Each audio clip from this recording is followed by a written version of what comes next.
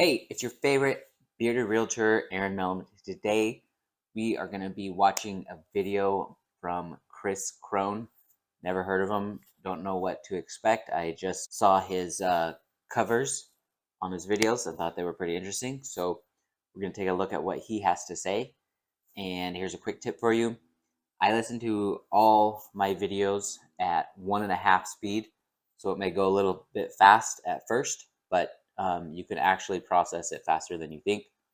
And a lot of the videos that I do, that I have professionally edited, I make them speeded up 125%, so you guys can pay attention to what I'm saying about. Typically, I talk a little bit slower in person, so they speed it up, so it's more interesting. So here we go.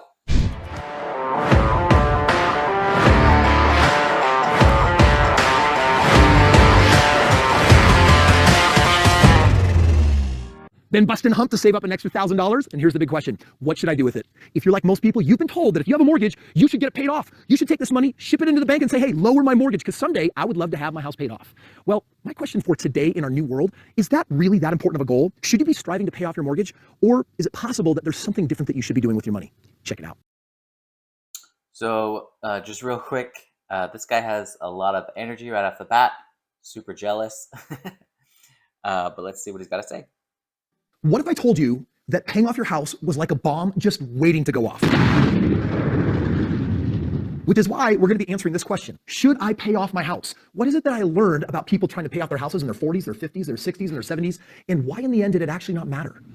Where does this idea come from that you should pay off your house? And is it really good advice today? Well, I think that if there was a mascot in today's world for you should get out of debt and pay things off, it would be none other than Dave Ramsey. Stupid! And this is Dave Ramsey's advice. He says, don't buy a house unless you're out of debt. And if you're out of debt, then you should get a 15-year mortgage, which means instead of a 30-year or a 40-year, you should have a really high payment so that you can pay it off sooner, right? Next, if you can, you should put 100% down. So if you can avoid getting a loan, you should do that. And then finally, the monthly payment should be no more than a quarter of your take-home pay. So again, just taking a look at the video, first impressions, really good job on lighting. The movement in the video keeps it interesting. He's way better at this than I am. So whose advice is this really for? Well, Dave Ramsey's advice is good for people who are bad with money, or they're just like truly financially conservative. And at the end of the day, they're scared of the notion of debt. But can I tell you something? I've learned that debt can be used as a tool for generating and creating wealth. I play by a very different set of rules. Rich people play the money game to win, whereas poor people play the money game to not lose. And I'm going to tell you right now that if you gear your entire life towards get out of debt, get out of debt, get out of debt, it will consume your most valuable asset, time, in the pursuit of having no debt. Today, I'm going to share with you some alternatives, faster ways that if you wanted to pay off your house, I'm going to show you how you can do it a lot faster. In fact, right now, in watching this video, if you own a house, chances are you've seen its value go up, which means you have equity. It's worth more than what you owe. And technically, you could go in the opposite direction. You could go back to the bank and actually say, bank, give me more money. And you think, well, Kris, that's counterintuitive. Aren't I trying to pay off the house? Why would I want to take some money out of it? Check it out. So just to kind of corroborate what he's saying, typically home values go up maybe 3-4% each year. And in the last couple of years, home values have gone up, 20%, multiple digits.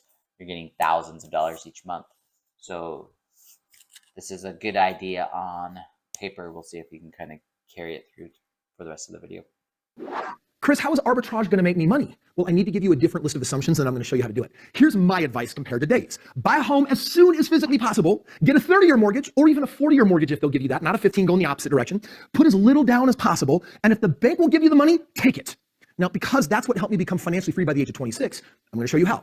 Assume for a moment that your home that you already have, that you are trying to pay off, you're going to do something a little bit different. Let's assume that you have a house, and let's just assume for a moment that what you owe on it is $200,000. You bought it several years ago. We all know, though, during this last pandemic, what happened? The price has shot through the roof. So let's just assume for a moment that the current value on your property is $400,000. So it's worth $400,000, but it's half paid off because you only owe $200,000. Did you know that you can go to the bank and you could request something called a home equity line of credit, a HELOC, and basically say, bank, I would like a credit card that is attached to the available equity in the house. And the bank says, well, we'll go up to 80% of the value.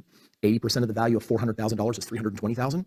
And the difference between $320,000, the max the bank would allow you, but what you owe $200, basically the bank says, here you go, here's $120,000. If you don't use it, it's available. It's kind of like a credit card tied to the equity in your home.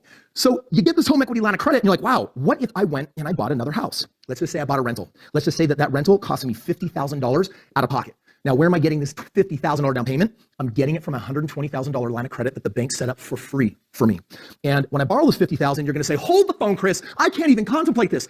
Don't you see my house is worth $400,000 and I owe $200,000? Like, I'm halfway to getting this thing paid off. You're asking me to literally pull $50,000 out of the house and go even deeper into debt? That looks like I'm moving in the wrong direction. Hold the phone.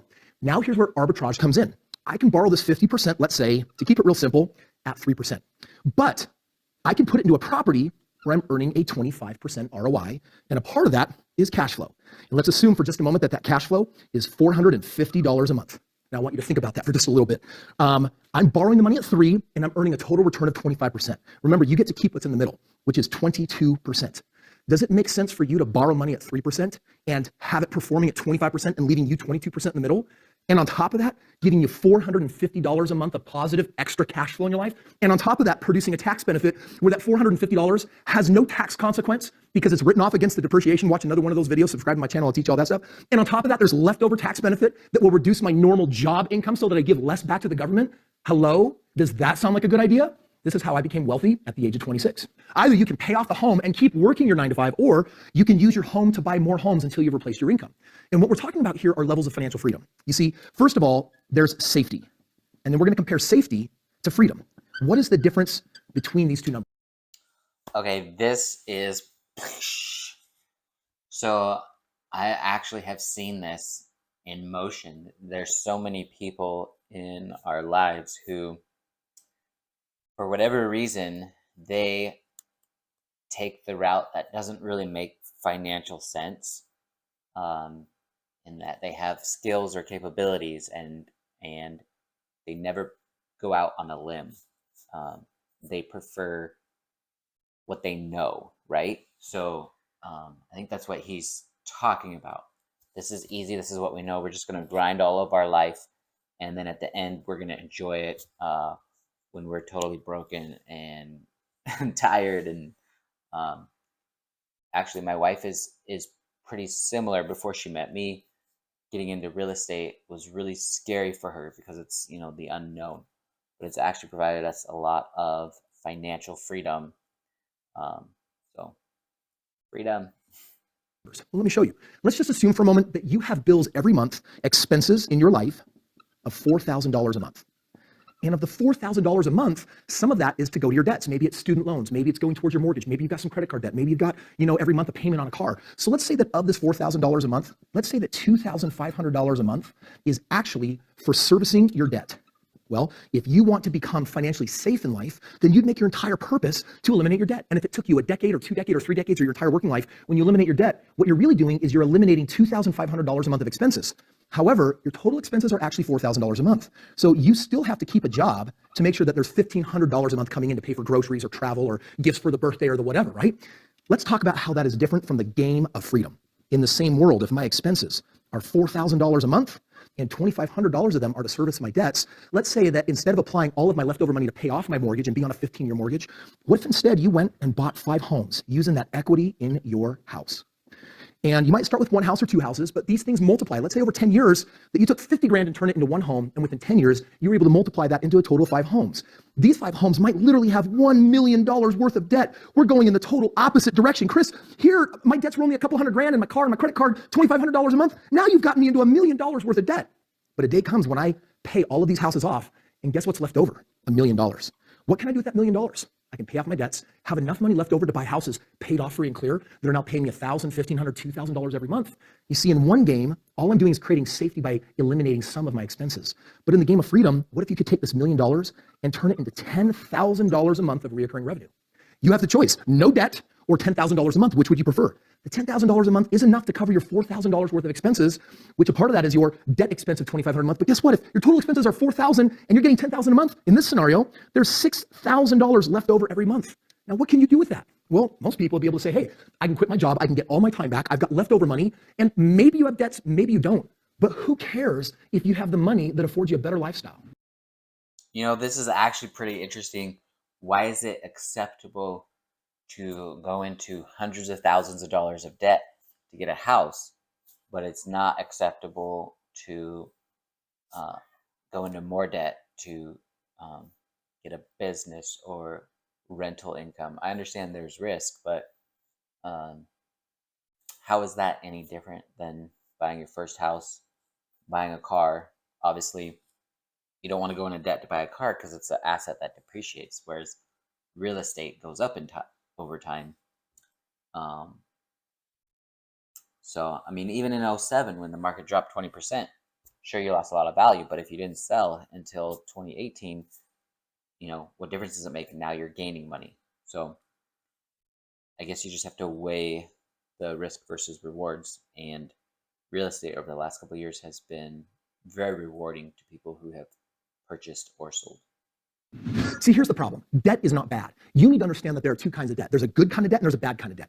Consumer debt, debts that cost you money, those aren't good. You should have a goal over time of eliminating them. However, rather than just trying to pay off those debts, if you'll take all your money and instead of trying to pay off your debts, if you'll use that money and invest it to get good debts, like for example, real estate that produces a high ROI, or maybe it's a business that produces a really high ROI, you might have to go into debt for that business. But if that debt makes you money, that's called a good debt. Not a bad debt, not a consumer debt, not a it costs me money debt. This is a it makes me money debt. And you know what? That does not become a bomb that blows up in your face. That actually turns into just a money tree that keeps spinning off more and more and more money. Hence, that's how rich get rich.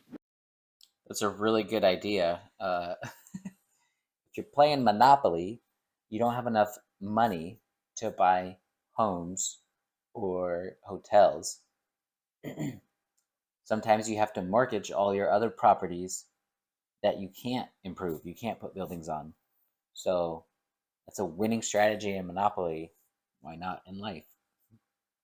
Replace your income, then pay off your debts. In other words, rather than saying I'm trying to eliminate this debt like it's a monkey on my back, instead I want you to be thinking, if I can use good debts to make me enough money that I have a residual income that can pay off all of my expenses and plus some, then I've managed all of my debt without giving my time to a job. That's the smart thing. That's what rich people do. And if you ever get to a point where someday you do want to pay off your debt, you know what you should do? Wait until you have the residual income of your dreams, and then you can go and pay off your debts. Just make sure that you're not trading safety for freedom, because financial freedom is something that we're all really after.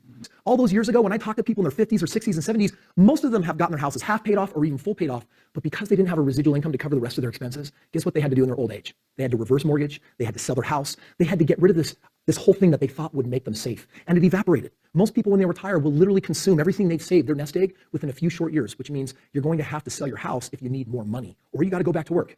But today, I'm telling you that there's a smarter way. All right, so that was actually really good. I know that Kris sells things, so I can't speak to any of his products. I can just say, based on what he's saying, it absolutely makes sense, and I'm so happy he put it out there for everyone to learn. And I'm actually happy I was able to review it so more people could see it, even though he's got way more subscribers and views. But this is the kind of financial literacy that they do not teach you in school. You have to go out and learn it. So I thought this was a really good video, and thumbs up to Kris. I'll share his information in the description below. You can follow him and check him out for yourself. All right, that's it. Thanks for watching. Again, my name is Eren Millam with Premier Property Group. And remember, extraordinary service delivers extraordinary results.